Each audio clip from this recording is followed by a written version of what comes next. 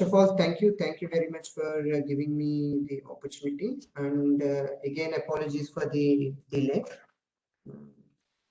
So today, what I will be presenting is on cold mix design. Obviously, first, cold mix design. Of course, the application is now the wide range. Of course, we can use in various applications like microsurfacing or like bituminous base, and even in the recycling. So today of my focus will be on if we are using these cold mixes in as a base material, either in the either stabilized material or like as a cold mix itself. Like say for example, if we are using reclaimed asphalt pavement material, RAP material, we consider it as a stabilized material. So I'll be discussing more on those aspects rather than talking about the like microsurfacing applications or similar such application like maintenance or repair, or rather repair applications. I'll be talking as a construction material. So I am also assuming little bit background that because as I see in the schedule, you already had an introduction on emulsion itself. So of course, I'll be talking today about two techniques, cold mix techniques. One is using foamed bitumen, other is using emulsion. So I assume like you already had a little bit background about emulsion. So I'll be focusing a little bit on foam bitumen. But having said that, mix design part, I'll be discussing both emulsion and foam bitumen. Okay. And the upfront, I also want to mention that let it be more as a dialogue rather than a monologue. So please feel free to interrupt in the middle if you have any questions. Of course, if you want to keep all your questions towards the end, that is also fine. But I'm just as a advice, you can interrupt me whenever you want, and if you want any clarification, please let me know. So coming to the content of my presentation, so what I'll be starting is I'll be starting with the introduction to cold mixes, like where they sit in an entire framework of asphalt mixes, and as I was saying, we'll be focusing on two cold mix technologies. One is using emulsion and other using foamed bitumen. So we'll be discussing that, and after that we also discuss why a separate mix design approach is necessary for these cold mixes. Say for example, you might have learned about there are one or two messages. Just to want to make sure that my voice is clear, isn't it? It's very well clear, sir. Okay, good. Thank you. So I'll be talking why a separate mix design is necessary. Mix design approach is necessary for cold mixes, because you already learned in yesterday's presentation, Dr. Nikhil Sahu's presentation. He was discussing about hot mix asphalt mix design, and like how, and also of course warm mix asphalt mix design, how it is different. But why a separate framework is necessary for cold mixes? Okay, say I'm not saying hot mixes and warm mixes are same, but when we are talking in perspective of cold mixes, the mix design for hot mix and warm mix are very similar, but the mix design approach for cold mixes is significantly different compared to the hot mixes. Okay, so why that significant difference is there? Why do we have to consider them as a different mixes? We'll be discussing that. And of course, we'll be discussing about the cold mix production and process, like in general, how the cold mixes are produced. Then we will be discussing about the mix design considerations, like primarily I'll be focusing on these various mix design steps in the cold mix design and why these steps has to be different from the hot mix asphalt. That I'll be focusing on, and later I'll be discussing about mix design methods and case study. Okay, I will conclude with the case study. Of course, I cannot cover both bitumen emulsion case study as well as foam bitumen case study, but I'll be presenting one of them. Okay. So within the framework of asphalt classification, okay, say beware of my terminology, because when I say asphalt, I'm talking about aggregate plus bitumen mixture, okay, bituminous mixture.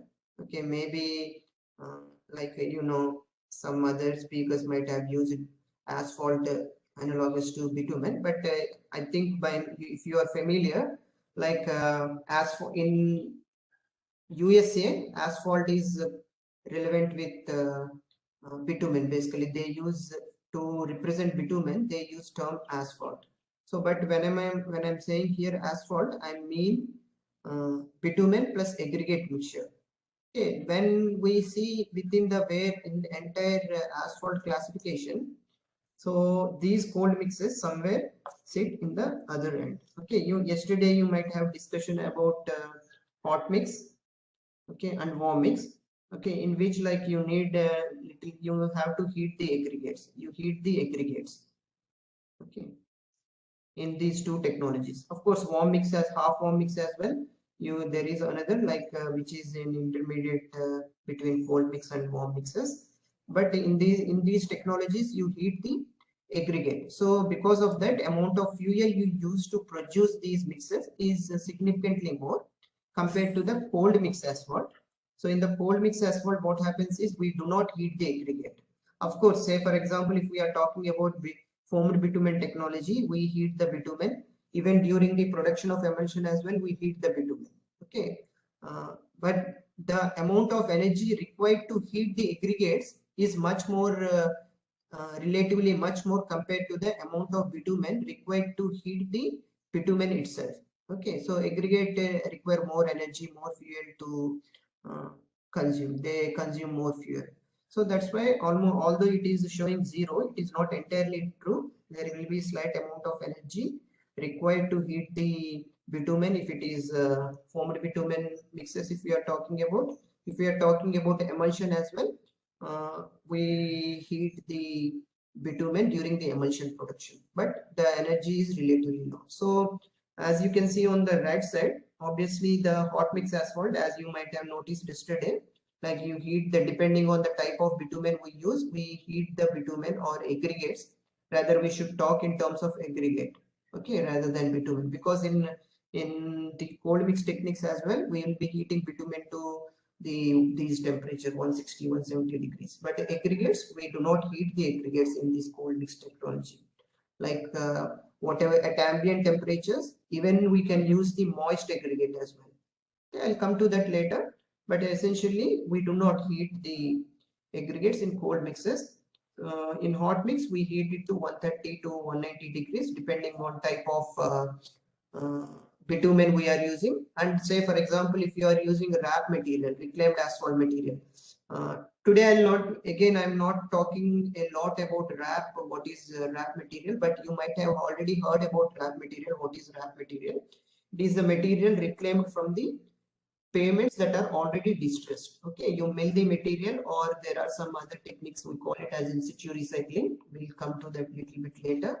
And also today's second half presentation, you will be having that presentation majorly on recycling. So I'll not be covering what is RAP and those aspects in detail, but I'm saying if the RAP material is there, you may have to heat the aggregates to 180 or 190 degrees. We call it as a superheating of aggregates.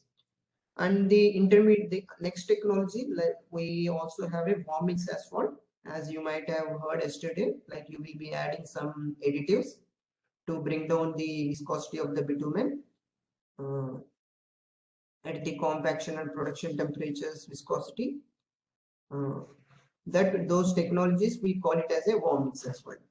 Okay, of course, whether it is this is a conventional, but warm mix we are adding additives to bring down the viscosity. Similarly, for the cold mix, as I was saying, we have two technologies. One is using bitumen emulsion, and other is using foam bitumen. Okay, either these, in both the technologies, what we are trying to do is we are trying to bring down the viscosity of the bitumen. Okay, same in the bitumen emulsion by emulsifying the bitumen in formed bitumen by making bitumen as a foam, which I'll be discussing later. But all these technologies, primarily, I mean, half form is little bit different. But definitely hot mix asphalt, you are trying to achieve the certain viscosity of bitumen by heating it to higher temperatures. In warm mix, you are adding additives to bring down the viscosity. In cold mixes, we are emulsifying bitumen or foaming bitumen so that we bring down the viscosity of the bitumen. Okay, so the objective is same, but techniques are different. So why do we need these cold mixes? Okay, because of course hot mix asphalt have very good performance. I mean, for that matter, warm mix asphalt is well not too bad. Then why do we need actually cold mixes? Okay, obviously by now, based on the chart plot I have shown earlier, by now you might acknowledge that these are environmental friendly mixes because you are not heating the aggregate. That means you are not using a lot of fuel to heat the aggregates. That means like green gas emissions, or rather like emissions actually are less. Okay, which are environmental friendly. The drivers for these cold mixes is very high, particularly true for road construction because of both environmental and political reasons. Now because of the you might be hearing every day like the environmental impact of construction activities on environmental impact of construction activities you might be hearing, and other as well like climate change and all those. Because of that there is a strong political driver or environmental driver to reduce the use of the technologies that emit lot of gases, harmful gases. Okay, emission. So you people are looking for like either it is the politicians or bureaucrats. They are looking for the techniques that bring down the emissions low. Okay, so in such cases, obviously it looks like cold mixes are like an appropriate option, but of course they have their cons as well, which I'll be discussing a little bit later. Because of that, what people are doing is they're closing the quarries, okay, and also shifting the global energy usage as well. Say for example, now we are shifting slowly from conventional fuel based like crude based petroleum products to we are moving more into an like solar energy, wind energy, so that because of that what is happening, the refineries they are producing, like we are less dependent on these petroleum products. Because of that what is happening, the amount of fuel production may come down. At the moment it is not, it hasn't come down, but because of that it may we may be able to produce less amount of bitumen what we are producing. And other aspect actually, the refineries has also been very efficient very recently. Say for example, obviously you might be knowing that bitumen is not a designed product. Okay, it is a byproduct. So refineries always they want to make profit. If they are getting profit from bitumen, obviously they choose the crude accordingly. But now what they are doing is they are basically the refineries has become more efficient. More efficient means like the short residue that we get from the refinery process, which is short residue is basically feedstock for bitumen production. So we are getting less short residue once the refineries become efficient. So because of all these reasons, the material cost has increased. So because of this increase in the material cost, we are looking for alternative techniques that what we say uh,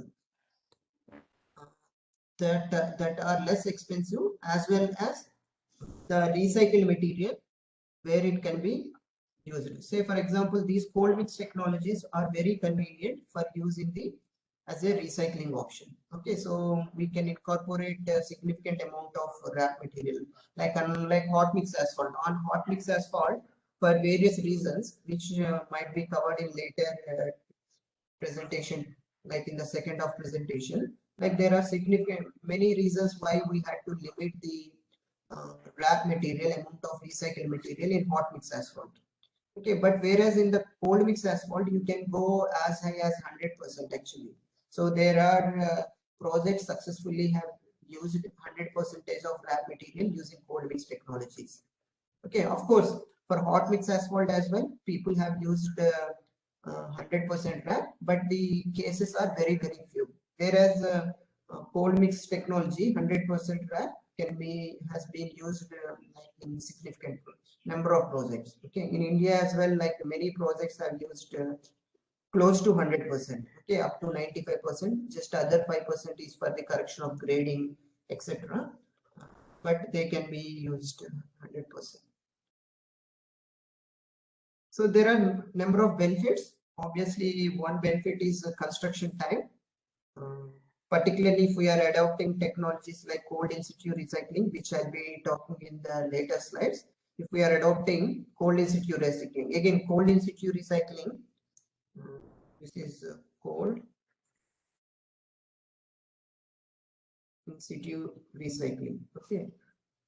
So cold mixes are most convenient option technology for cold in situ recycling. Okay, cold is when you are adopting cold in situ recycling, the construction time is less, and furthermore, once you adopt this technology, very soon you will be able to open the road for trafficking. Okay, so you do not have to close the road for a long time. Okay. And also obviously because of the technology there is a significant cost saving. There are number of case studies available in the literature, and of course we also have done few, but I mean I'm not claiming that we have done very comprehensive, but more comprehensive studies have done elsewhere, and what they have demonstrated is obviously adopting cold mixes, particularly cold in situ recycling mixes. They are much more cost effective compared to the conventional mixes. Okay, obviously I do not have to explain why this is environmental friendly construction. And other important, like particularly even it applies for both bitumen emulsion as well as foam bitumen, but particularly for the foamed bitumen, this is true. So once these mixes are produced, okay, you can stockpile for few days as well. So you do not have to say, for example, if I'm talking about the hot mix asphalt, once this hot mix asphalt is produced, you have to immediately lay and compact, because once it cool down, you cannot use that material for laying and compaction. Okay, whereas if it is a cold mix, you can stockpile the material for few days, even sometimes a week as well, as long as you are maintaining the water content, which I'll be discussing why water content is necessary. I'll be discussing in the later slides. It can be stockpiled, which is very what we say useful property to have. Okay, say for example, you produced the hot mix asphalt and it suddenly started raining. Okay, or if it is in cold climates, it is certainly started snowing. Obviously, you cannot lay in such conditions. Then what you have to do, if you have a storage silo with temperature control and etc., then you can store. But if you do not have, or your site is slightly farther away, then what you have to do, you cannot stockpile. You may have to reintroduce that as a wrap material, or it is you may have to dispose that. Okay, whereas these cold mixes you stockpile for few days, as long as you maintain the sufficient water content. So as I was saying, these hot mixer materials, they have very good mechanical properties, as you might have studied yesterday. But there are one or two things that might be addressed using the cold mixers, which I already covered one or two. The first thing is aggregate has to be heated and dried thoroughly.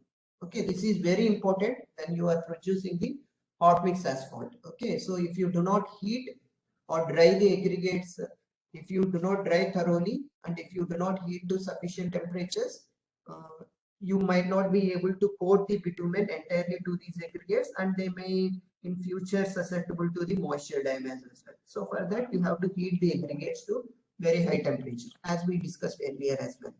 So what it means is, so certain potential aggregates such as, like say for example, marginal aggregates, you may not be able to use it if they cannot be dried. Okay, and also, what can I say? The moist aggregates, obviously, you cannot directly introduce in the pulp mill. Whereas in the cold mixes, you can directly introduce the moist aggregates. You do not heat the aggregates. You do not dry the aggregates. In fact, actually, of course, if the moisture content is very high, uh, you have to dry little bit. But if the aggregates are moist, sometimes you can reduce one step as well. That is good actually for cold mixes, because anyway you have to add water to uh, aggregates before adding these formed bitumen or bitumen emulsion. So sometimes if the sufficient water is present in the aggregates, one step less for these cold mixes. Okay, and as I was saying, like these hot mixes has to be placed or compacted before it cools.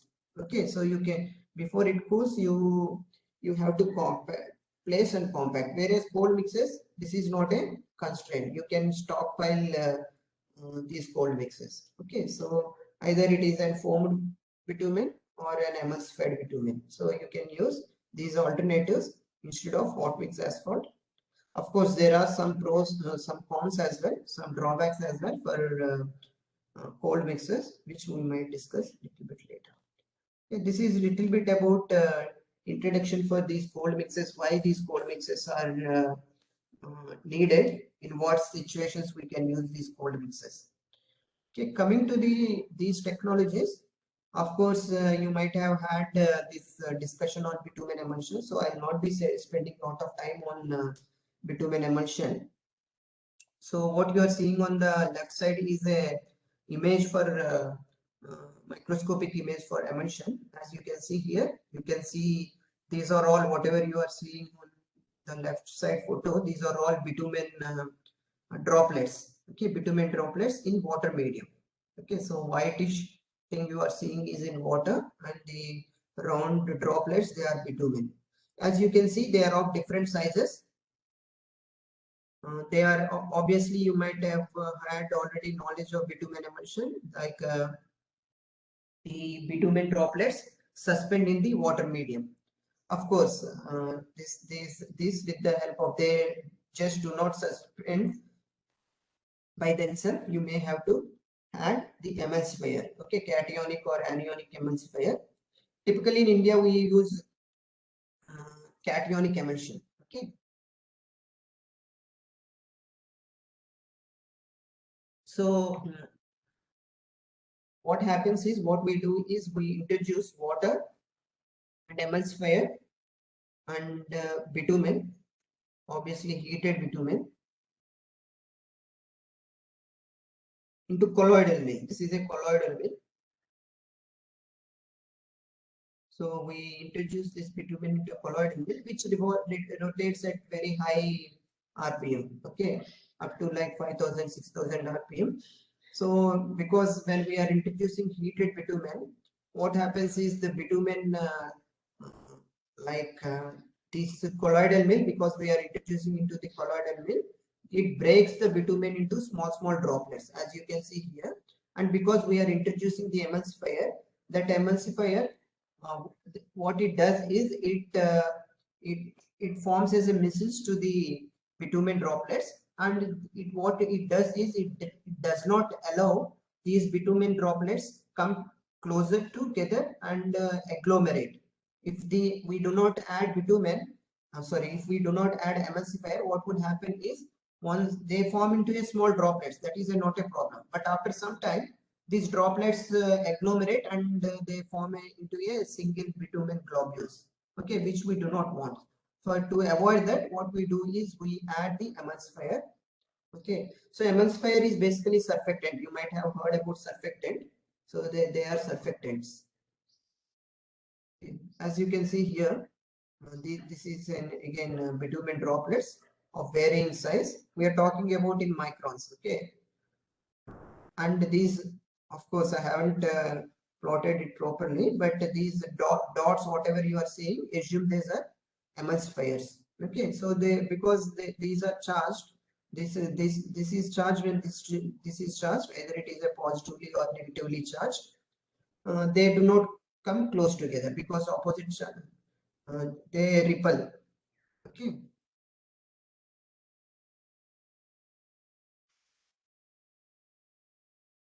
So obviously, I also assume that you have some understanding of what is rapid setting, medium setting, and slow setting emulsions.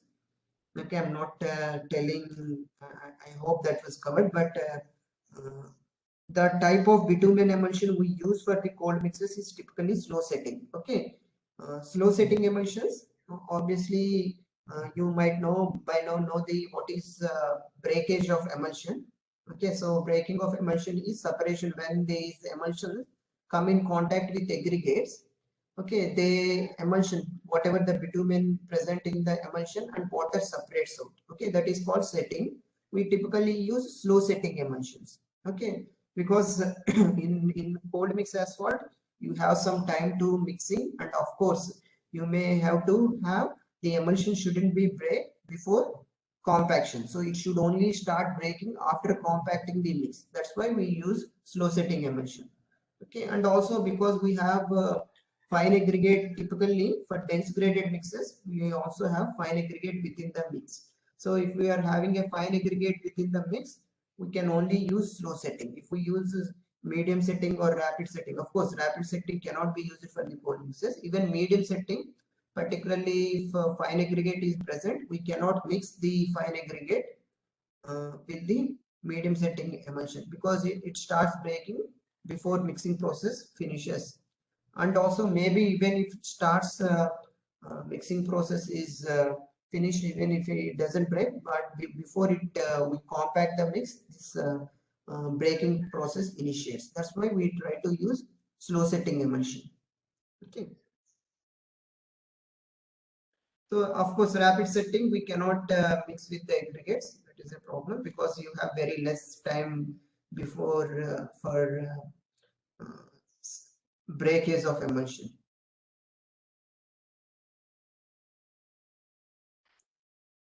So I covered most of these points. I mean, all these 3 points. Obviously, as I was saying, we use slow set emulsions for dense graded mixes. Okay, breaking rate, we have to control that as well. I mean, see, control in this sense we do not specifically design, but if you are familiar with IS 8887, like which is a standard Indian standard for emulsions. Okay, we typically use SS2 emulsion. Okay, so SS2 have like breaking rate, slow breaking rate, so that what happens is emulsion will not break before mix is fully compacted. So another important aspect, although the other 2 aspects are more important, but this is also an important, which is like compatibility of the aggregate. So because if we are using cationic emulsion, so the aggregates we choose for these cold mix emulsion, particularly when we are using bitumen emulsion, so that has to be compatible with the aggregates we choose. Whatever the emulsion we are choosing for the cold mix technology with bitumen emulsion, we have to choose the aggregates accordingly. Okay. So coming to the foamed bitumen. So in foamed bitumen, what happens is, so you can see this is the foamed bitumen, like this is a machine we usually have. So we have a laboratory machines and the field machines as well. What we do is we inject around 2 to 3% of water, okay, into hot bitumen. Okay, so when you inject water into hot bitumen, what will happen? The water, because of the exchange of energy, water becomes a vapor. Okay, when water becomes a vapor, what it will do? It makes bitumen as a foam. As you can see here, it makes bitumen as a foam. Here you can see this is bitumen. Bitumen is injected into here, so we call it as a chamber. Okay, expansion chamber. So you can see water and air pressure. Okay, so water is injected into hot bitumen. So because water is injected to hot bitumen, you can see water evaporates, it becomes into a vapor and it makes bitumen into a foam. You can see this is a formed bitumen. Okay, so because so in emulsion, how we are bringing down the viscosity by emulsifying the bitumen. Okay, that is like you are making bitumen droplets suspend in the water medium, and it will have viscosity close to water. Of course, it is not same as water, but you are bringing down the viscosity of the bitumen. Here we are trying to bringing down the viscosity of bitumen by making it into a foam. Okay, so you can here see as time lapses. Okay, if this is an expansion chamber, like the foam is coming, okay, of this expansion chamber. So what it will do is when bitumen becomes foam, we are indirectly or rather directly increasing the surface area of bitumen. We are increasing the surface of the area of the bitumen. Okay, so if we are increasing the surface area of the bitumen and if we add aggregates to this foam, say assume like you are adding the aggregates. Of course, this is foam. So whatever you are seeing in this bucket is not bitumen. Okay, so maybe this is a foam. So for example, if this is a 20 liters bucket, okay, you might have made this foam using 2 liters of bitumen. I'm just giving you an example. So using 2 liters of bitumen, you can produce 20 liters of foam. So that means you are making the surface area of bitumen much high. So by making that, what you are doing is you are making that bitumen film available for the aggregates to coat. So now if you add moist aggregates to this foam, and those aggregates will be coated by the bitumen. Of course, there are some caveats which I'll be discussing in next slides, but this is a general principle. So you produce foam and add that foam to the moist aggregates. Okay, this is important, moist aggregates. So this is the formed bitumen, how we produce formed bitumen. So there are one or two properties which we may have to be familiar before we go into mixed design considerations and mixed design. One terminology we call it as an expansion ratio. Okay, and other terminology is half-life.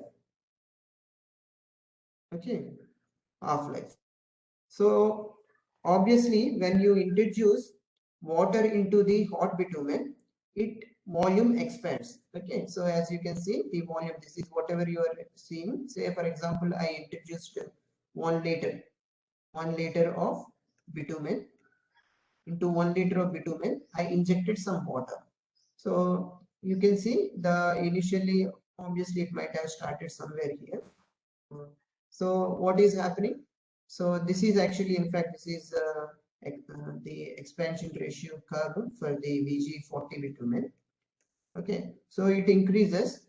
It increases now here 10 times its original volume. Okay, within 5 seconds. Because what we do is we take 5 seconds to introduce the water. So because we cannot introduce all the 3% of water instantaneously. Say for example, in 1 liter you will be introducing like 3% of water into that one.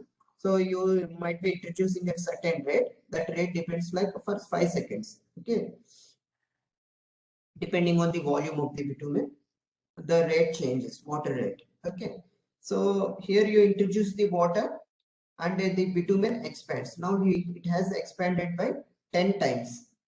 Okay, initially it is 1 liter, now it is 10 liters. It expanded by 10 times.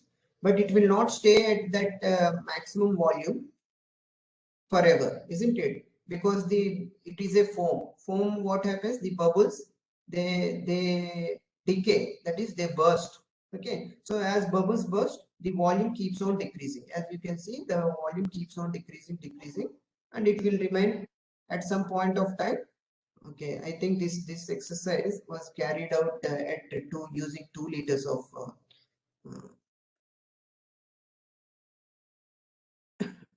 okay, 2 liters or maybe 1 liter, sorry. So at some point it may become as a 1 liter. Okay, original volume. So that is and it remains same. As you can see here, this is bitumen, and we are injecting hot water, it expands, and after that it will collapse. The foam will start collapsing. Okay, so if this 1 liter becomes 10 liter, we call it as an expansion ratio. Okay, how many times the bitumen has expanded. So this expansion ratio, we call it as, because it is the maximum expansion ratio, maximum expansion, the ratio we call it as a maximum expansion ratio. So because it is has expanded 10 divided by 1, which is equal to 10, maximum expansion ratio of 10. Okay, say for example, if I introduce, if this curve is for 2 liters, then I would say maximum it expanded 10, and the original volume is 2 liters. 10 liters by 2 liters, it is 5, expansion ratio of 5. Okay, that is what the expansion ratio is. And half-life is, as you can see here, this is the maximum expansion. Okay, so the time taken for this, say for example, it expanded 10 times, that is expansion of 10. Now from 10 to 5, what is the time taken? Say bitumen start collapsing. When bitumen start collapsing from 10 to 5, that is half of its volume. What is the time taken? Okay, that time we call it as a half-life. As you can see, maybe it started at 5 collapsing, and from 10 to 5 it took say 4 seconds. Rather here I think we said 5 seconds. 5 minus 8, I think it is 8. So 8 seconds, 8 minus 5 seconds, which is 3 seconds is the half-life. Just as an argument, of course 3 seconds is very less, but for this bitumen, that is the what we have obtained. But I think you understood what is half-life and expansion ratio. These two indicators we use to characterize the foam bitumen. Okay, what is the half-life required, what is the expansion required, I'll be discussing when I am talking about the mixed design, but hopefully you understood what is expansion ratio and half-life. But why, what is the importance of expansion ratio and half-life? Obviously, if we are talking about expansion ratio, you want maximum expansion ratio possible, because if the expansion ratio is more, you are providing more bitumen film or more surface area for the bitumen, and that will improve the coatability of the aggregates. Okay, so similarly half-life is a measure for rate of collapse, obviously. So if the bitumen is collapsing faster, your half-life will be less. If it is collapsing slower, your half-life will be more. So if it is half-life is more, means like more time is available for the aggregates to mix actually. So that's why you essentially you want more half-life and more expansion ratio. But unfortunately, so if you can see here, they have opposite trend. So this is expansion ratio trend. This is half-life trend. Okay, so this is foaming water content. As we are increasing the water content, so you can see the exercise is carried out on the same bitumen, which was I think it is a different foaming water content. Okay, so you can see the expansion ratio increasing with foaming water content. So that is when 1%, 2%, 3%, 4% water is added, expansion ratio keeps on increasing, whereas half-life keeps on decreasing. Okay, essentially what we said, we want higher expansion ratio and higher half-life, but with foaming water content, expansion ratio increases, half-life decreases. So they have actually opposite trend. That's why it is a compromise between half-life and expansion ratio.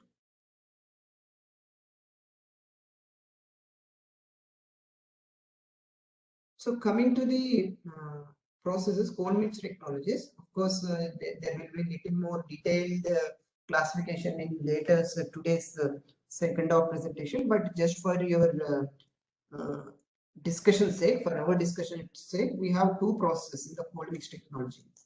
Okay, you have in-plant and in situ as well cold mixes. Okay, in-plant is basically, as name suggests, we take the material to the production plant.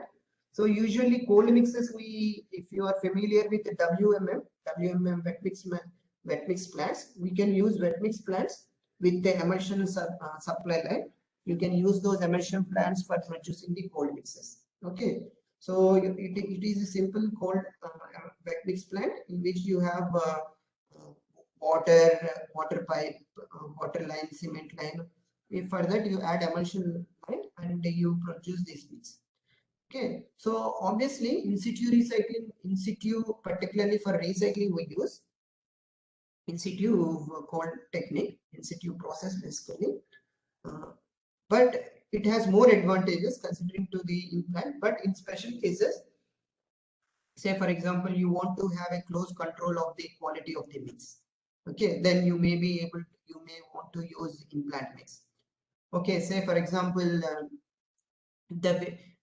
if you're having different thickness across the pavement, like variability of the material across the width of an existing pavement is high, then in such cases you might not be able to use in situ recycling. I'll tell you what is I will show you what is in situ recycling in the next slide. I'll just show you. So here you can see this is in situ recycling, what is happening.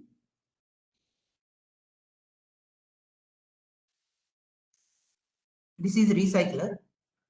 Okay, this is a chamber, mixing chamber, mixing and actually mixing chamber. This is recycler. This is bitumen tank. This is water tank. Maybe this is water tank or bitumen tank. Okay. This is recycler. So this is water tank. So this is bitumen tank. So this is the recycling tank. Okay, recycler train. So what happens within this chamber is, as you can see, you have a milling drum. Okay, this payment is distressed payment. Okay, this is a milling drum. So you are milling the material. Okay, so you mill the material, and what happens is you add water. Okay, as I was saying in the earlier slides as well, you have to add moist aggregates. Okay, in cold mixes, you either add foamed bitumen or emulsion, bitumen emulsion to the moist aggregates. You will not add it to the dry aggregates. If you add to the dry aggregates, you will not get proper mix. It has to be moist aggregates. That's why here you can see we are adding some water. Okay, before adding the, here we are I'm showing the foamed bitumen, but it is the same applies for the emulsion as well. Say for example, you have emulsion or foamed bitumen. Okay.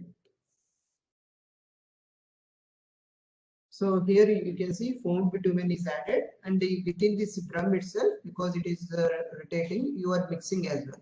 Okay, mixing also occurs within this chamber. Okay, once the mixing is done, like you have a screed unit which will do the initial compaction, and of course the initial compacted material is compacted using the conventional compactors like roller compactors or sheet foot rollers, which I'll be showing a little bit later in the case study. But this is how the cold mixes are produced. Okay, if it is in plant, it is the same as WMM plant. Like you mix aggregate, water, and then add emulsion and you mix it. If it is in place or in situ, this is the process. Okay, you can see here the water from the water tank, and this is bitumen being pumped from the bitumen tank.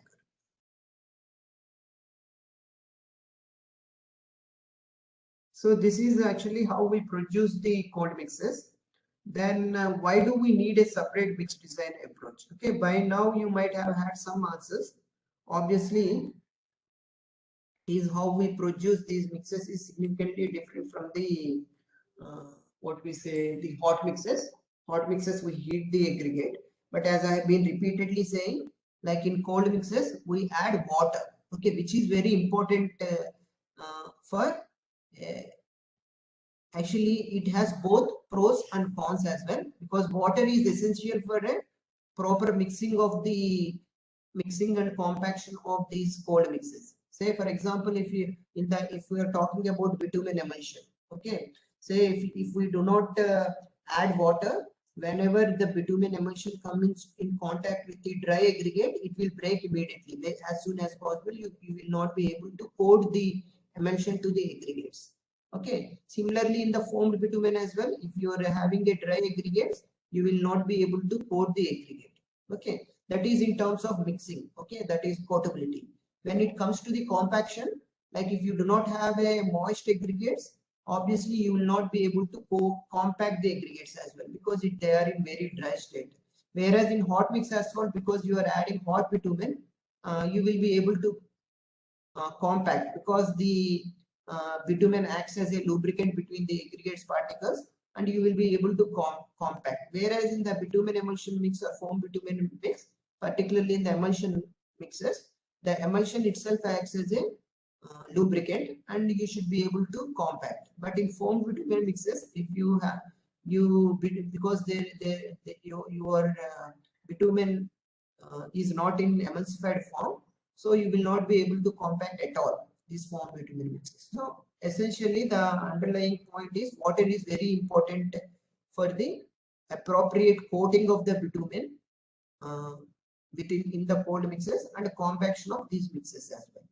Okay, but having said that, it has its drawbacks as well. Say, as you can see, this is the theoretical structure proposed by Fu. Like, of course, this is for the foam bitumen mixes, but it is applied for the emulsion mixes as well. So, what happens is the finer aggregates are coated. Okay, as you can see here, the coarser aggregate, many of the coarser aggregates are not coated at all. Okay, this is not very good coating, but it usually foam mix is little bit better than this, and emulsion is even better actually in terms of coating. But essentially, either it is an emulsion or foam bitumen, you will not be coating entire 100% of aggregates. Okay, you will be coating majority of the finer aggregate, as you might see from this picture. Majority of the fine aggregates are coated by bitumen, but many of the coarser portion of aggregate are not coated. Of course, this is for foam mix, but for emulsion it is not very different. Okay, if you but the coatability might be slightly better than foam, but still some of the aggregates are not coated in emulsion mixes as well. Okay, so obviously in hot mix asphalt, all aggregates are coated, isn't it? So this is one difference.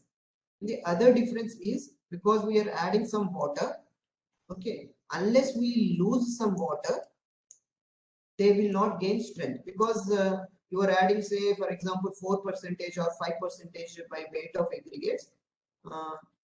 We add water, okay, so 4 to 5% depending on the gradation and other aspects. Okay, so if you unless we lose majority, say for example, if we are adding 5%, unless we lose 3 to 4% of water, these mixes, even after compaction, they do not achieve sufficient strength. Okay, so again, that is a significantly different behavior from hot mix asphalt. Okay, and other important aspect why we cannot have the same framework for the hot mix is because we are adding water and we allow water to evaporate from these mixes. Say for example, you are adding 4% or 5% of water. Okay, that means, like, say, that is if we are talking, this is by weight. If weight percentage, say for example, if we convert this into the volume, it is around depending on amount of water, it is 10 to 12% of water, just for argument's sake, but it will be definitely more than 10%. Okay, so you are allowing 10 to 12% by volume of water. Okay, maybe even if all the water is not evaporated, at least 8 to 9% of water is being evaporated during the curing. We call it as a curing, okay, which I'll talk about little bit detail later. Okay, so because of once the water evaporates, what will happen? You will left with a lot of air voids. Okay, so again, say in hot mix, we are looking for an air voids of around 3 to 5%. Okay, but in cold mixes, essentially you get around 10 to 15% of air voids, even sometimes more as well. But it will not, in majority cases, it will not be less than 10%. Okay, so essentially what you are achieving is you are achieving high percentage of air voids in these mixes. Again, significantly different property from the hot mix asphalt. So because of all these reasons, we need, I mean, by now you might understood that these cold mixes are significantly different compared to the hot mixes. Primarily, one is in terms of microstructure. Forgot I haven't discussed this one. So you can see it has a mineral filler because some of the aggregates are not coated, fine aggregates. So the fine aggregates that are not coated, they form as a mineral phase which do not have any bitumen. So of course this is slightly exaggerated. You will have very less amount of fines. And coarser aggregates, now many coarser aggregates are not coated, and also these are basically between the coated fine aggregate.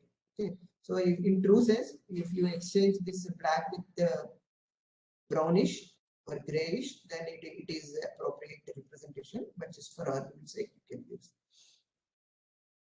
So you have a mineral phase like where in which there is no bitumen. So it will basically it is more moisture susceptible. So these mixes are generally, whether it is a mixes with bitumen emulsion or foam bitumen, they are more moisture susceptible. Foam bitumen mixes are slightly more moisture susceptible than the emulsion mixes, but in general, relative to the hot mix as well, these two hot mix as I mean foam bitumen mix or emulsion bitumen mixes, both of them are relatively more moisture susceptible compared to the hot mix asphalt. Okay, that is in terms of microstructure. In terms of presence of water, obviously you have to determine how much of water you have to add, all those aspects, which this is additional step which you do not have in the hot mix asphalt. And finally, like the high air voids that are inevitably you get high air voids in these cold mixes. Okay, which again because of high air void content, your mix design. So which I will this I will highlight little bit later as well. So if you might have seen in hot mix asphalt, the mix design is primarily based on the volumetrics, isn't it? Like you choose the bitumen content at 4% air voids, 5% around 4% air voids, but you do not get 4% or 5% air voids in these cold mixes. Because of that,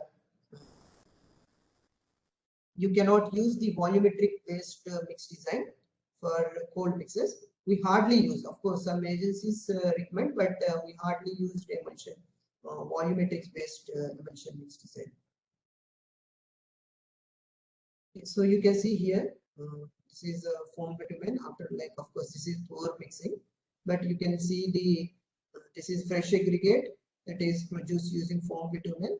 This is hot mix asphalt. You can see like fully coated hot mix asphalt. All the aggregates are fully coated. In cold mix, this is foam bitumen mix. The aggregates are not fully coated. Okay. So various mix design considerations. Of course, now what I'll do highlight is majority of the things I have already covered, but in detail, let me cover few aspects like relative to the hot mix asphalt, how the aggregate properties are different, uh, what is the importance of active filler in these cold mixes. Like obviously, aggregate properties are slightly different. I mean, I'm talking about gradation. Active filler in hot mix asphalt, we do not add active filler, although that statement is not entirely correct. In some cases like stone SMA or in some special cases, we add lime as a filler. Okay, but in general, we do not add the active filler like lime or cement in these hot mix asphalt, but we do add in cold mixes, and we have additional fluid considerations. Like how much of water we have to add, like how such considerations like what is the role of water in these mixes that we'll be discussing. And curing, again curing, we do not have this additional step in hot mix asphalt. Okay, these are all, particularly these three steps are Hello, you did. sir. I guess the volume is too low. Okay, Whatever you speak, it is audible to us, but at a very low volume. Is it better now? I think it's absolutely think so. fine from my side. Mohit, what about yourself? Sir, it's absolutely Mm-hmm. fine. I think Sandeep, there is some problem from your side. Yeah. Okay, sir, I understood, sir. I'll check. Yeah. Please, Dr. Kranti, you continue. Thank you.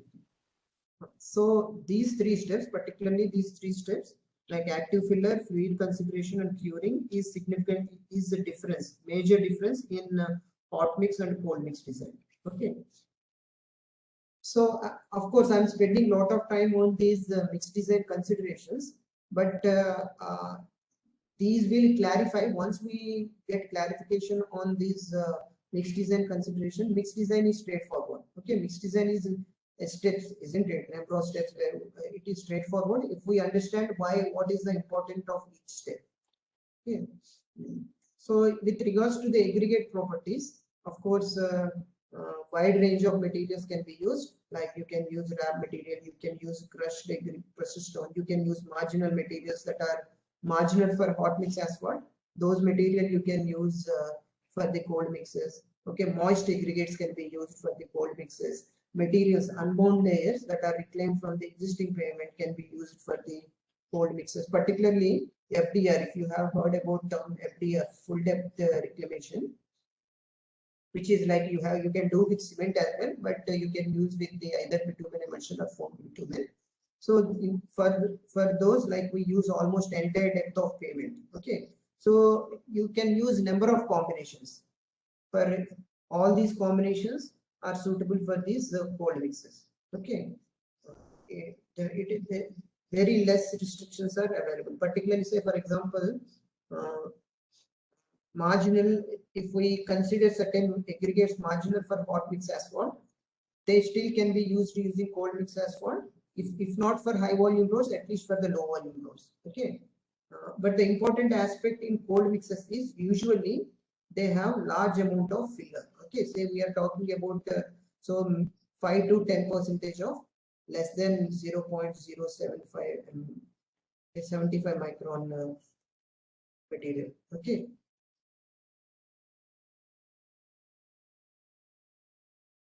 So 75 micron passing material, we usually need 5 to 10%. Usually, this is one difference, because as I was saying in earlier slides, in cold mixes, the almost all the coarse finer aggregate is coated, because and that act as a major binding between these cold mixes. Okay. However, although I said high amount of filler is recommended, but high PA material is not suitable. Okay, you try to limit your PA less than 10 or 12. Okay, so depending on which specification we are using, but say less than your PA should not be significantly more than 10. Okay, so these cold mixes, in majority cases, particularly in India now, we are using these with wrap aggregate, that is recycling. But as a recycling option, we are using these cold mixes technology. And other important consideration, actually, which I will be talking a little bit later. Okay, so these wrap material, when we are using in these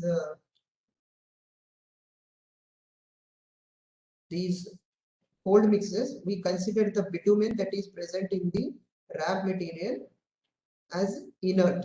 That is, it will not participate in the mixing or compaction. Okay, that makes sense if we look in one perspective, because in hot mix as well, the production temperatures are 170 and 180. But in cold mixes, we are producing the mix at ambient temperatures, and bitumen, because particularly in the bitumen in the wrap is aged, oxidized bitumen, it is in very hardened state. Because of this hardened state, it might not participate in the mix. But of course, some of the researchers say otherwise, but this is not very conclusive. Actually, whether we should treat the properties of bitumen in the wrap in mixed design or not, how, if we have to consider how it has to be taken account. It is not clearly defined in any of the guidelines. Of course, in the some of the guidelines like Asphalt Academy guidelines, they speak a little bit about that. But in general, it is the one aspect that need special consideration. Okay, and as I was saying in the earlier slides, we in cold mixes it is very common to add active filler. Okay, so it is very common, like active fillers such as cement and lime. It is very common to add these active fillers in these cold mixes. So there are a number of reasons. First is to adjust the gradation. Of course, this is not a very solid reason, but some people have used it to adjust the gradation. But primarily to reduce the PI. So if the PI of the plasticity index of the material is more, you add around 1 to 2% of lime. Okay, of course you will not add cement to correct the PI, but 1 to 2% of lime is added to correct the cementitious. But if PI is also okay, say for example your gradation is okay and PI is less than 10, like whatever the recommendation, some agencies recommend PI should be less than 6. Say PI is like you do not have any plastic material in the, for example, 0, PI is 0. Even then, you usually add around 1% of cement or lime as well, cement or lime. So OPC or hydrated lime. Okay, why? Because as I was saying in the beginning of my discussion, we add some water to these aggregates, moist aggregates.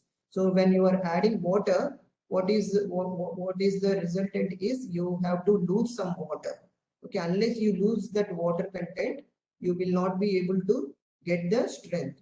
Okay, so to achieve that early strength, you add some cement. So if you are adding cement, obviously cement reacts with water, it hydrates with water, and it will give some strength to the mix. And also what people have found is cement also accelerates. It also accelerates the curing. Okay, because of the hydration reaction, and also it will reduce, addition of cement will reduce moisture sensitivity. Because of these reasons, we typically add active filler to these cold mixes. Okay, and of course we should not add excessive amount of cement. Okay, if we add say for example 3%, 4% of cement, then what it will do is we lose the flexibility. Okay, so flexibility, whatever flexibility we are getting by adding formed bitumen or bitumen emulsion, we lose that one. Okay, instead you can go for a cement stabilized material rather than bitumen stabilized material. Okay, or cold mix technology. And all other aspect in many, this is very important point actually. So particularly for practical purposes, we should be very careful when we are adding cement to the moist aggregate. As I was saying earlier, you can use moist aggregate in the cold mixes. Okay, but if you are adding the cement to this moist aggregate, and if you are delaying the adding the formed bitumen, what will happen is that cement reacts with, or for that matter, lime also reacts with the water in the moist aggregate, and it will become hard and workability will be compromised. So you have to be little bit careful if you are adding cement, and if you are adding, you have to start processing as soon as possible.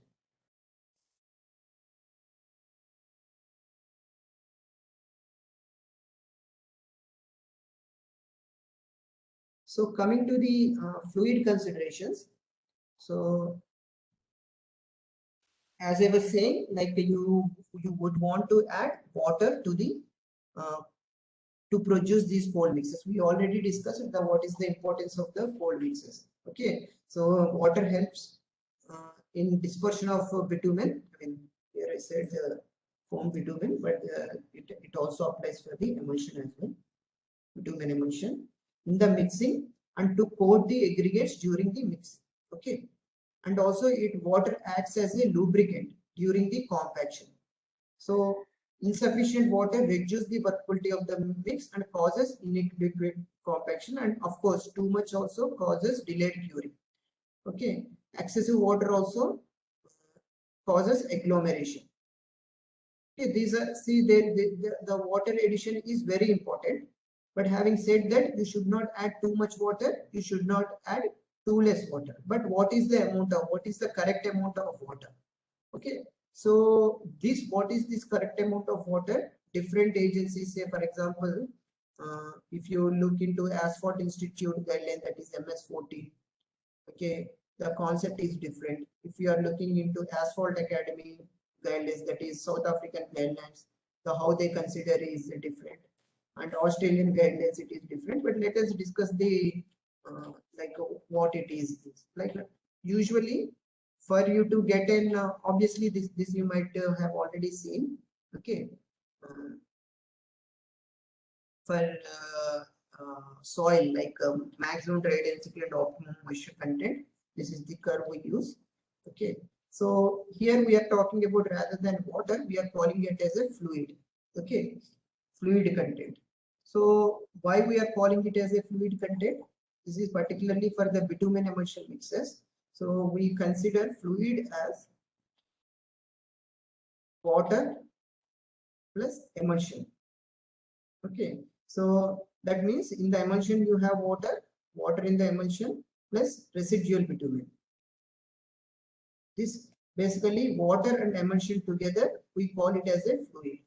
Okay, so in emulsion mixes, okay, this is it is important. Why the reason why I am emphasizing the emulsion mixes is this is not true for the cold foamed bitumen. Okay, which I will be talking about different, but this is true for the emulsion mixes. So what happens is, because of water and emulsion, you are more likely to get the maximum density if you maintain at OMC.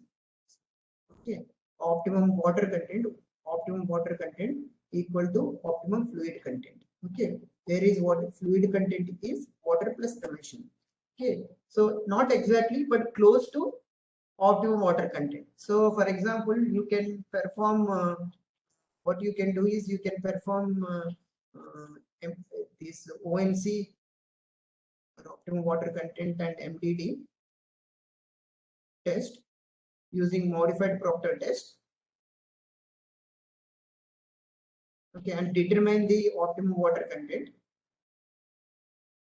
Okay, and if you add as long as your additional water, which we call it as a pre-wetting water content.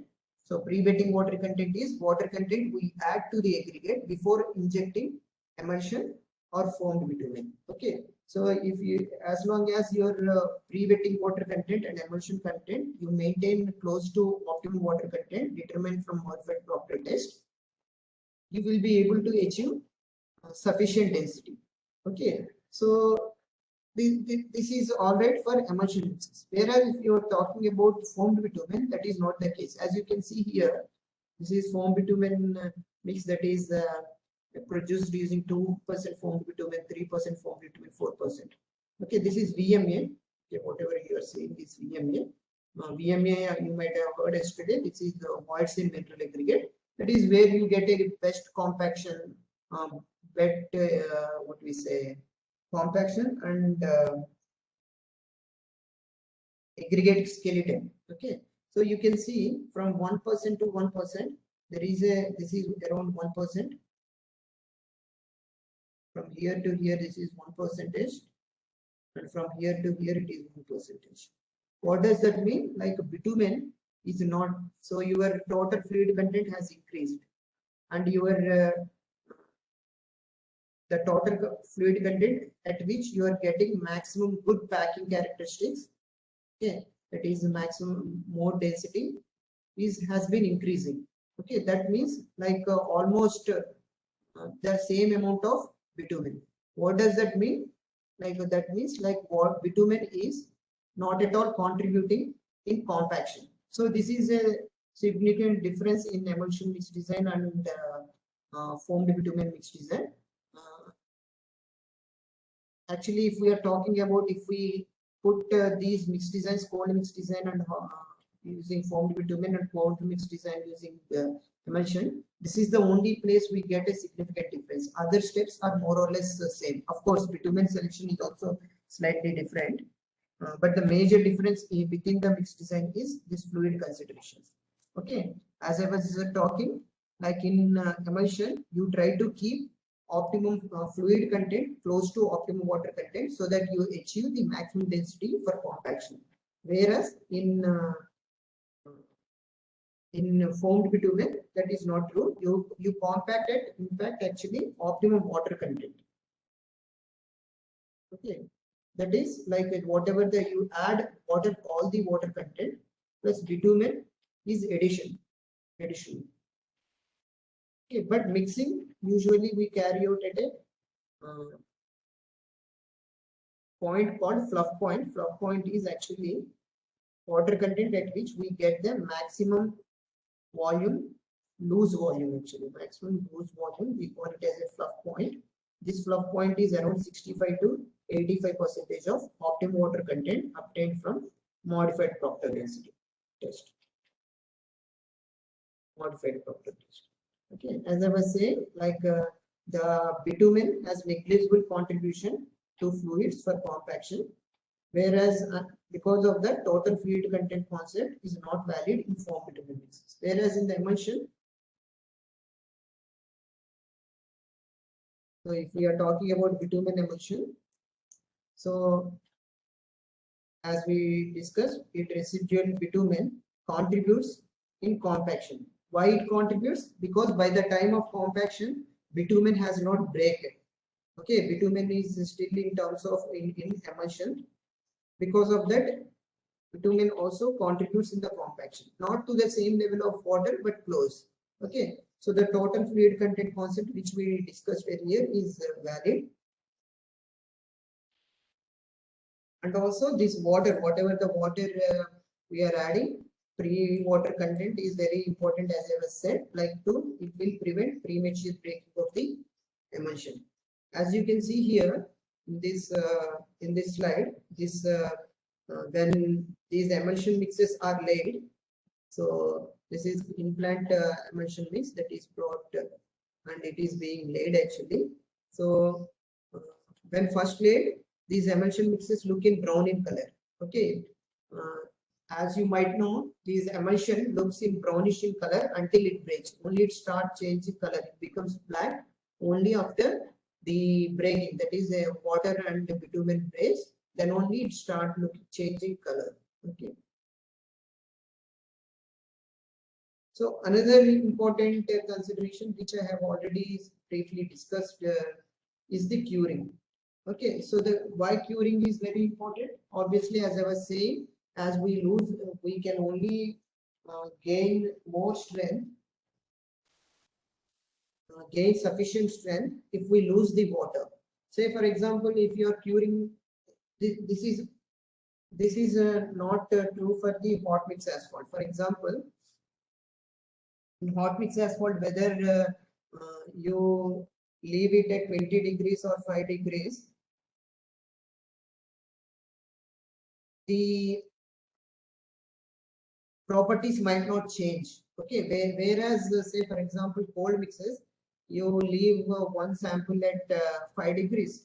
Say for example this one we left at 5 degrees for 50 days. Okay, whereas this one is left at 20 degrees for 50 days.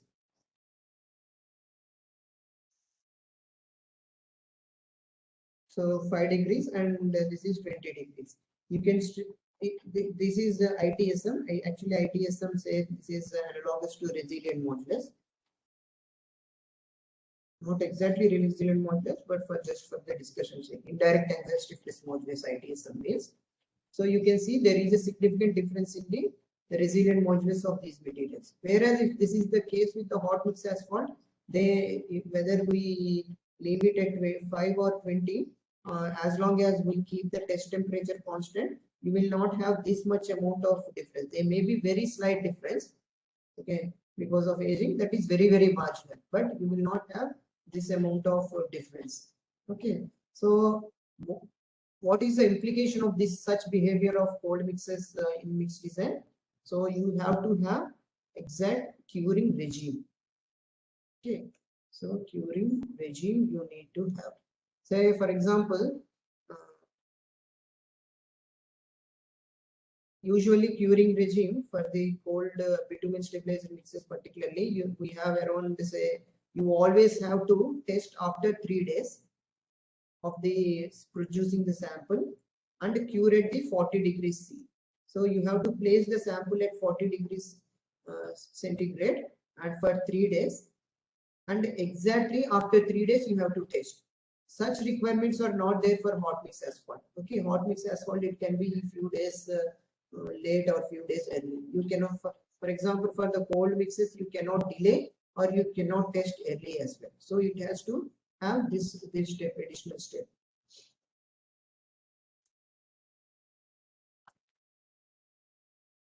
So another aspect, that's why basically these even in the cold mixes, when after laying these cold mixes, what we generally do is we allow water to evaporate. Say for example, you are adding 5% of water. Okay, 5% by mix weight, and you shall not overlay the layer with the hot mix asphalt and any other layer unless we reach around 1% of water content. Okay, that is usually the requirement in the specifications. So this is the curing, what I was talking about. In formed bitumen, curing takes place as a result of migration of water during compaction and continues with the evaporation of water. Okay, whereas in the emulsion, curing only starts after breaking of the emulsion. Okay. So coming to the last mixed design consideration, basically that is why the test is requirement. Say for example, as I was saying in the earlier slide, you usually have a requirement in terms of strength characteristics, either ITS, okay, or resilient modulus, or retained strength. So you have requirements in that. Of course, our MORTH requirements we still adopt. I mean, it still gives the terms in terms of volumetric and other aspects, but that is a little bit contradict to what other agencies, other mixed designs adopt. Okay, which I'll come to that little bit later. But typically, most of the cold mix designs are based on the strength parameters, because the reason is, as you might be seeing here, this is actually say for example, this is cold mix immediately after the compaction. This is immediate.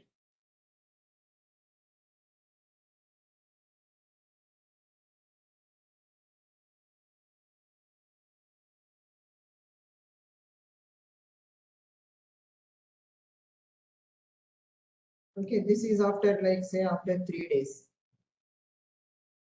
So this is after several days. Say for example, this is after several days. Say you can see initially, if we are looking in terms of volumetrics, I'm just giving you an indication why we do not adopt volumetric based mix design for these cold mixes. Okay. Initially, obviously, you cannot compact to 0% air voids, so you will have 1% or 2% of air voids, and you have water.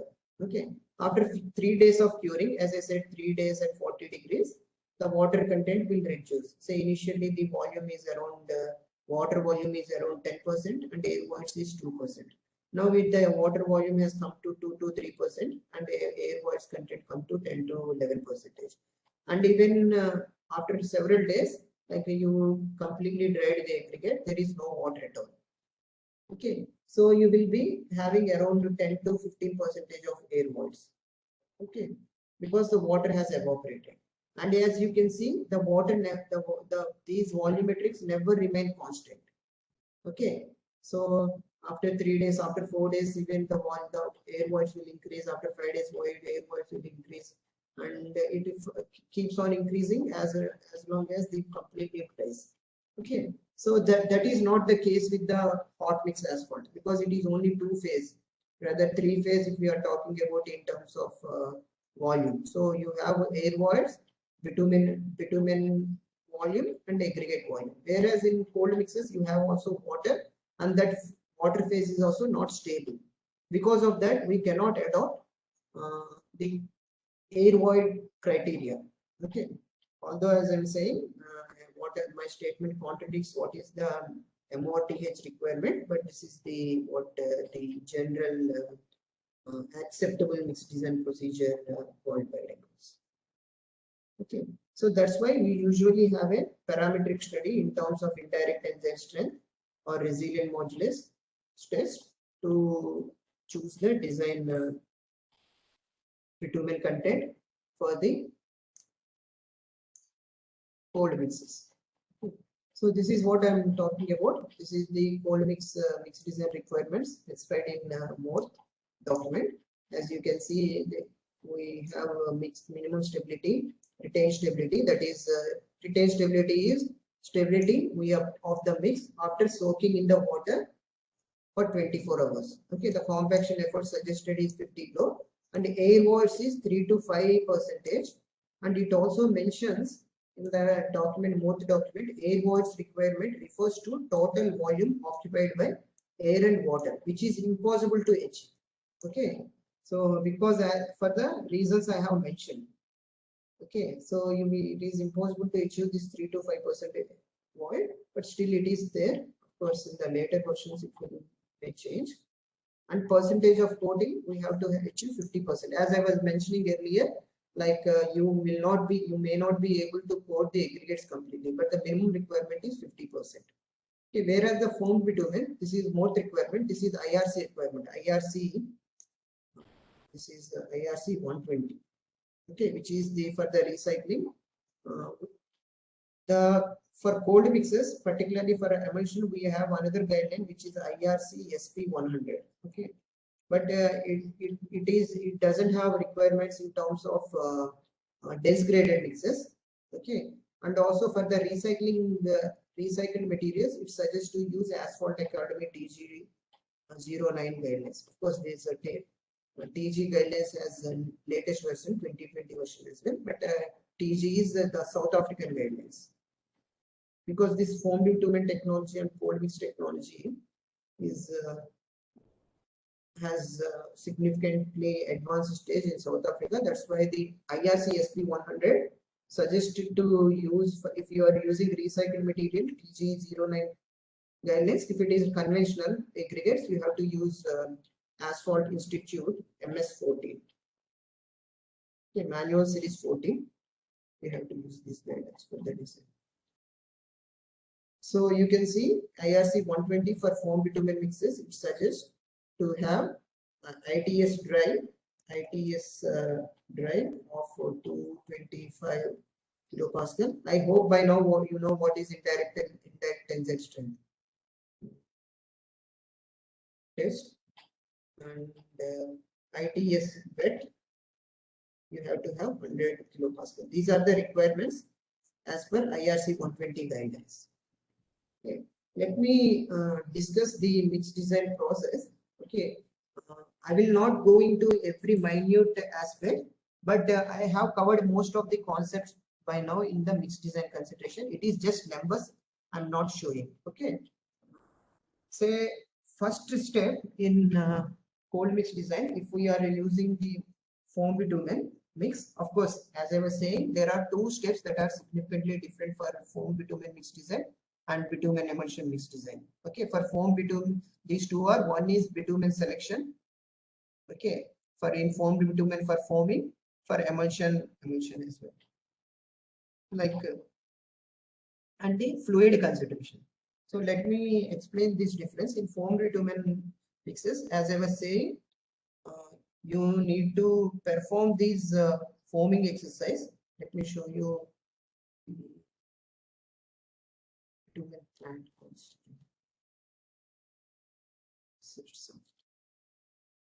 so you have a bitumen plant. In that bitumen plant, what will happen is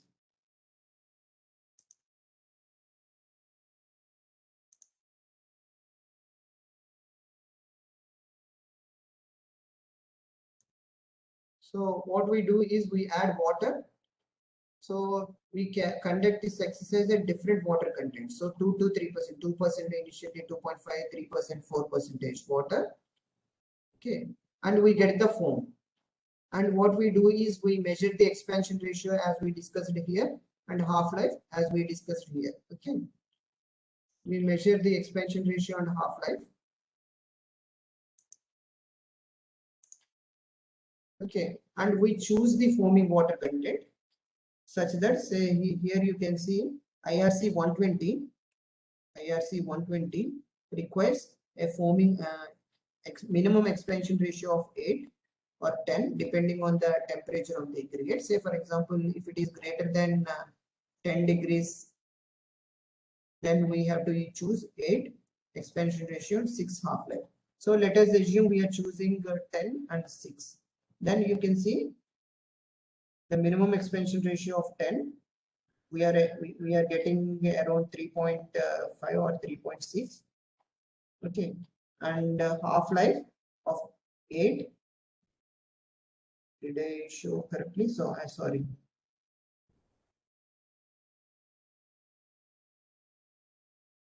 So acceptable half-life, let us assume this is 8. Okay. Actually this is 6, but here the plot is showing for 8. That's why I'm showing it for 8. But IRC requires that minimum requirement is 6 anyway.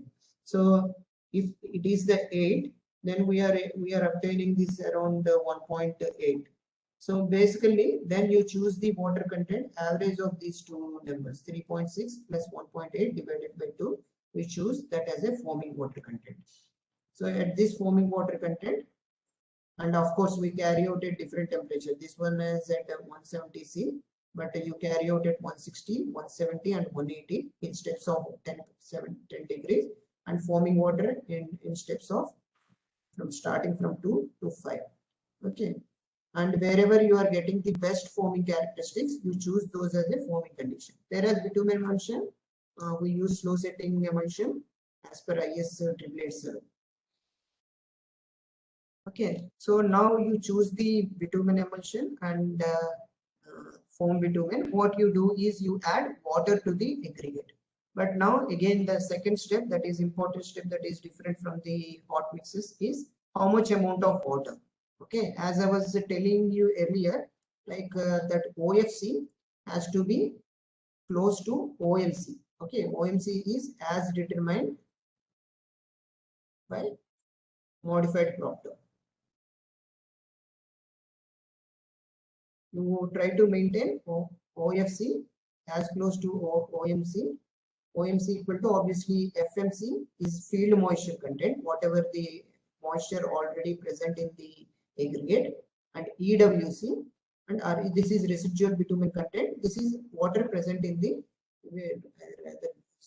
OWC, optimum water content, and EWC is water present in the emulsion. Okay, so usually it comes around 1 to 2%, sometimes more or sometimes less, if particularly for this wrap materials. If you are using the virgin aggregate, it would be more. But so if these two together plus the field moisture content is not equal to optimum water content, thus that additional water content you can also add. Okay, so whereas in the foam bitumen mixes, you use 65 to 80% of optimum water content. Okay, remainder of water content you add during the compaction. Okay, so first you add for the foam bitumen, you add 65 to 85% of water content, then you inject foam and mix it and compact it. During the compaction, you add remainder of optimum water content. Whereas in the bitumen emulsion content, you add these two amounts. Okay, during the mixing, and during the compaction, you add remainder amount of water content, like whatever these that has not equal to the optimum water content. So coming to the active filler, like you always have to have add 1% of cement. Okay, majority of the cases, if require modify the plasticity of the aggregate, you would add 1 to 2% of lime. Okay, so mixing time is usually around 30 seconds, and using that you produce 100 mm diameter samples. Okay, and say if it is a foam bitumen mix, you produce using 75 blows. If it is emulsion, you produce using 15 blows. Okay, specimens are cured for 40 degrees for 72 hours. Okay, here I have a comparison like for the particularly for foam bitumen mixes, but let me skip this one because it might take a little bit time. So now what I want to show is say one case study. Okay, case study for the rehabilitation of foam bitumen mixes. Let me show you the case study. Just to give me a minute actually.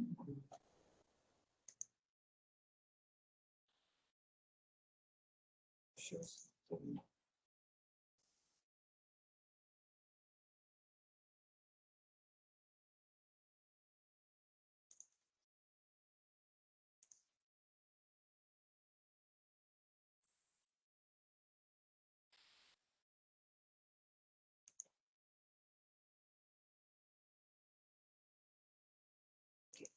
So, say for example, you have designed the mix. Now, I think by now you know how to design these cold mixes.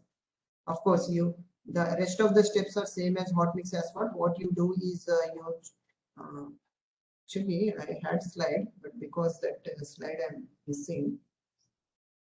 But eventually, what you do is you keep on adding bitumen content, and what you do is for example, if it is a foam bitumen, the bitumen content at which you are meeting these requirements: ITS of 225, ITS wet. ITS wet means like after you cast the sample, 100 mm sample, and you soak it in the water for 24 hours, and you test the indirect tensile strength. And the bitumen content at which we are achieving these values, these requirements, we choose that as a design bitumen content. Similarly, for the emulsion content at which we are achieving these properties.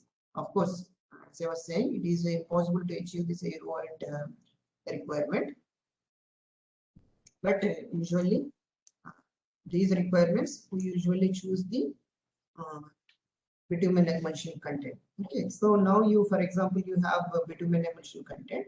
Let me show you one case study, construction case study. So this is an existing road. Of course, it is having a cracks onto the pavement. Okay, we have brought that material to the laboratory, and we have designed the mix. Okay, so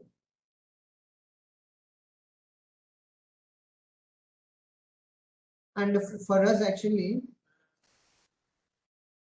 we achieved around 2.5% of formed bitumen content is the design bitumen content.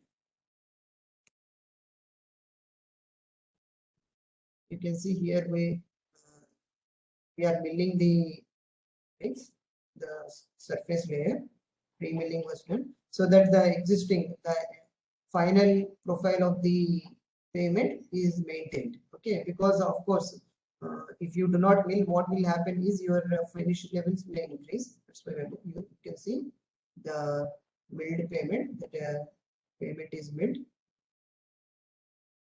Okay, so earlier I was saying to you, like you can use up to 100% of raw material. So the example I'm showing today to you is cold in situ recycling. Okay, so you can use, but majority of times you may have to add aggregates. As you can see here, we are adding fresh aggregates. Fresh aggregates for various reasons, but majority of time is to achieve the gradation. Achieve the target gradation, we add the fresh aggregates. So you can see we are spreading the fresh aggregates on the pavement surface. Okay, so basically you want to recycle in situ, cold in situ recycling, you want to recycle this layer. Okay, before recycling, what you are doing is you are spreading the virgin aggregates so that you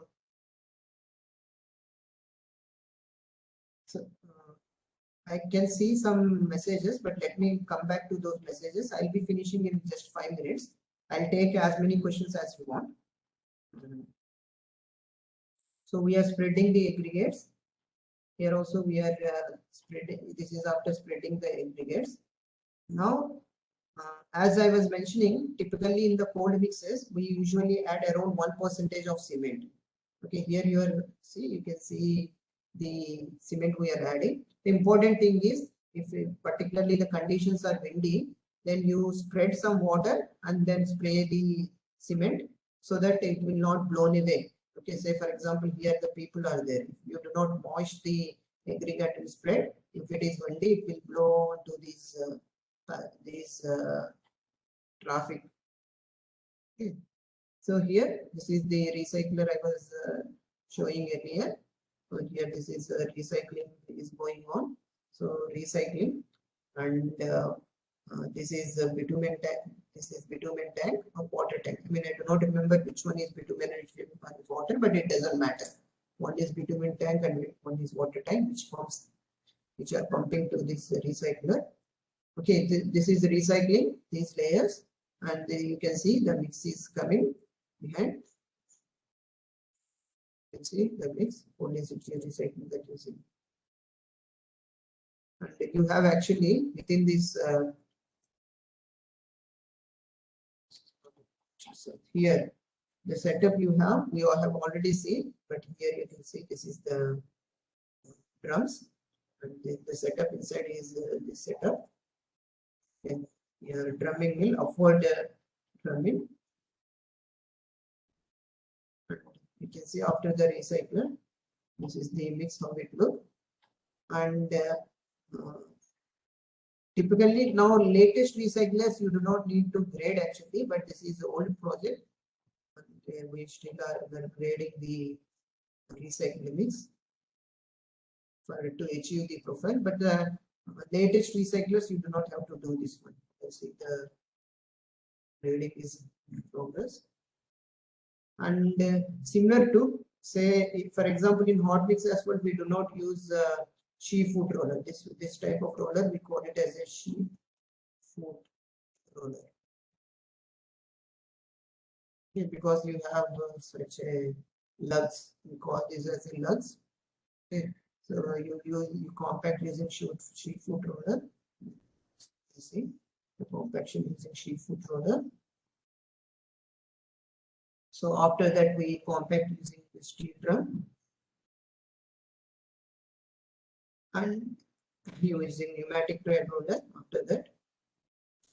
And after that, what we do is, as I was saying in the beginning, now the water immediately after compaction, we have around 4 to 5% of water within this mix. Okay, I also said you do not want to overseal this with hot mix asphalt or any other asphalt layer or any other layer. Unless we lose a significant amount of water, unless this 4.4 to 5% comes to around 1%. Okay, so until then you can allow the traffic, but before allowing the traffic, what we do is we spray the emulsion. Okay, so diluted emulsion we spray. Diluted emulsion we spray on the surface of this pavement. See, spraying the diluted emulsion, and this is the condition. And now you allow the traffic until we lose significant of water. Of course, you have to limit the heavy traffic. Heavy traffic might not be permitted, but the low volume, lighter traffic, you can allow until we lose significant amount of water in this mix. After a few days, depending, maybe after 5 days or say 6 days, once we lose the significant amount of water, you can overlay with hot mix asphalt. HMA. This is the finished surface. Okay, this is my last slide. So